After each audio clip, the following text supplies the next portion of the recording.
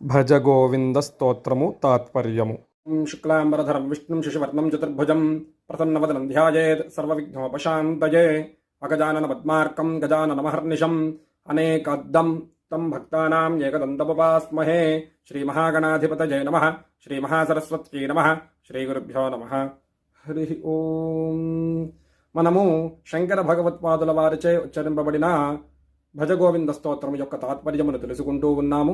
దానిలో భాగముగా 10వ శ్లోకం యొక్క తాత్పర్యము తెలుసుకుందాము. అలాగే ఈ వీడియోను చూస్తున్న వాళ్ళు ఎవరైనా ఈ ఛానల్ను సబ్స్క్రైబ్ చేయకపోతే తప్పకుండా సబ్స్క్రైబ్ చేయండి, ఒక లైక్ చేయండి, ఒక కామెంట్ చేయండి, అలాగే వీడియోను షేర్ కూడా చేయండి. ఇప్పుడు శ్లోకములోకి వెళ్దాము.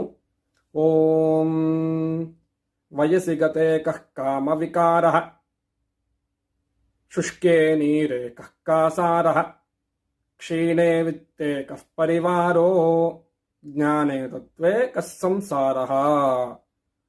అనగా మనకు వయసు గడిచిపోయిన తరువాత, వృద్ధాప్యము వచ్చిన తరువాత మన నుండి కోరికలు ఎలాగైతే దూరం అయిపోతాయో, అలాగే నీరు ఇంకిపోయిన చెరువులను మనం ఎలాగైతే పట్టించుకోకుండా ఉంటామో, అలాగే మన దగ్గర ఉన్న ధనము మొత్తము క్షీణించినప్పుడు మన చుట్టూ ఉండే పరివారము మన నుండి ఎలాగైతే దూరమైపోతారో, అలాగే మనకు ఆత్మజ్ఞానము కలిగినప్పుడు జనన మరణ సంసార విషయములు కూడా మనకి ఉండవు అని ఈ శ్లోకము యొక్క తాత్పర్యము.